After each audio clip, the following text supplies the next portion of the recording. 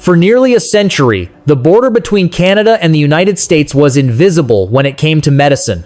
We shared research, we shared manufacturing, we shared the very pills that kept our populations alive. But that era is dead. In December of 2025, Canadian Health Minister Marjorie Michel stood before the press and delivered a statement that should have been front-page news in every American paper. "I cannot trust them as a reliable partner," she said.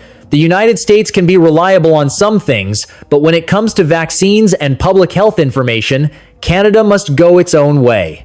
She wasn't just talking about data. She was talking about survival. She was announcing the end of the North American Pharmaceutical Alliance. Because, quietly, methodically, and with billions of dollars in funding, Canada has begun to dismantle its dependence on American medicine. They are building a fortress, a completely independent system for manufacturing vaccines, cancer drugs, and active pharmaceutical ingredients. And the most shocking part? They are deliberately locking American companies out of the room. Tonight, we are going to show you exactly how Canada is doing it. How they are restructuring a $32 billion industry to function without us, and how the dismantling of U.S. health institutions convinced our closest ally that relying on America was a risk they could no longer take. The numbers are staggering. Since March 2020, over $2.5 billion has been invested in Canadian biomanufacturing and life sciences. 43 new and expanded projects. Every single one of them is designed with one goal: reduce Canadian dependence on foreign supply chains. And let's be clear, foreign primarily means the United States. The Canadian pharmaceutical market is worth $32.8 to $8 billion in 2024. It is projected to reach $48.1 to $1 billion by 2033. That is a 4.3 to 2% annual growth rate. And almost all of that growth is being directed toward domestic manufacturing capacity that bypasses American suppliers. Canada ranks as the sixth largest pharmaceutical market globally, holding a 2.1% share of the world market. Since 2018, the compound annual growth rate has remained positive at 7.5%. This is not a small player trying to compete. This is a major pharmaceutical power restructuring its entire supply chain to function independently of the United States. Ontario, Quebec, and British Columbia are building pharmaceutical powerhouses. These are not satellite operations for American companies. These are independent manufacturing facilities with their own research partnerships, their own supply chains, and their own distribution networks. The United States is being systematically written out of the equation.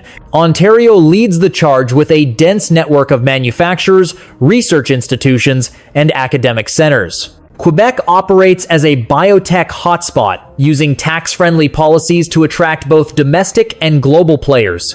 British Columbia focuses on early-stage innovation and clinical trials. Each province is developing specialized capacity that serves a single national strategy: pharmaceutical independence. The Canadian government officially launched Buy Canadian policies in 2025. Priority is now given to Canadian-made products in public procurement. Medicines are now classified as national security assets.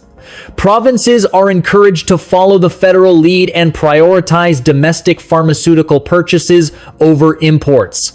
This is not just talk. This is policy being implemented right now across every provincial health system.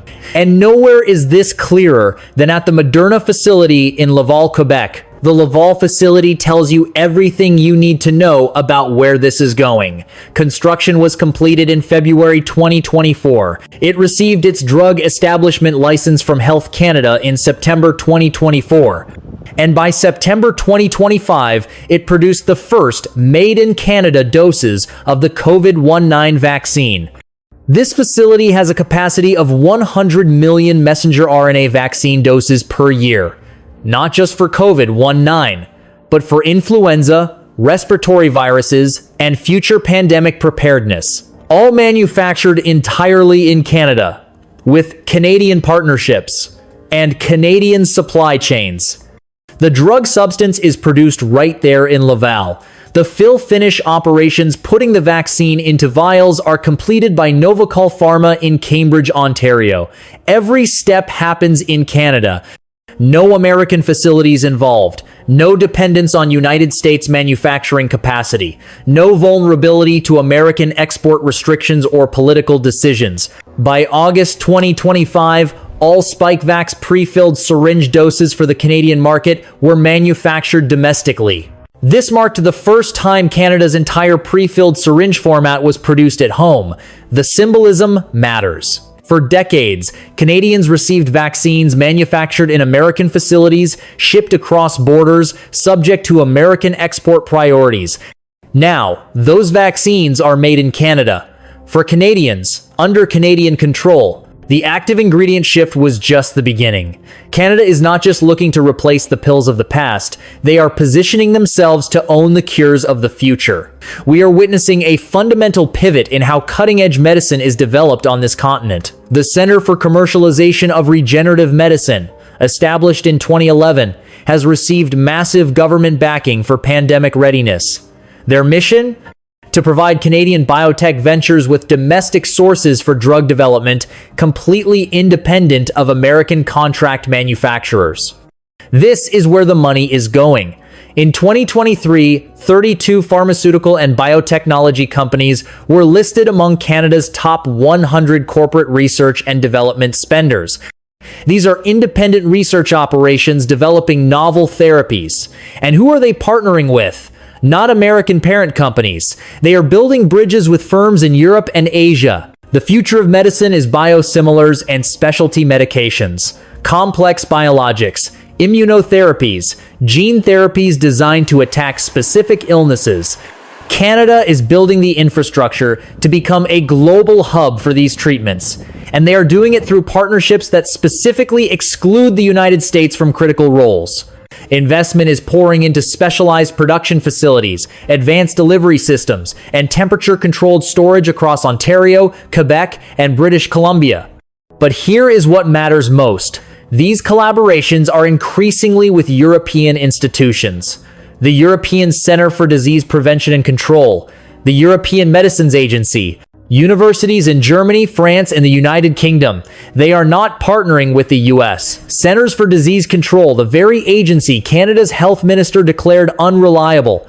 Generic pharmaceuticals represent 76.6% of dispensed prescriptions in Canada, but only 20% of spending. The remaining 80% creates an enormous opportunity for biosimilar development. Canada is targeting that massive market share through domestic manufacturing and international partnerships that bypass American pharmaceutical companies entirely. Infrastructure creates path dependency. Once Canada has built facilities capable of producing 100 million vaccine doses annually,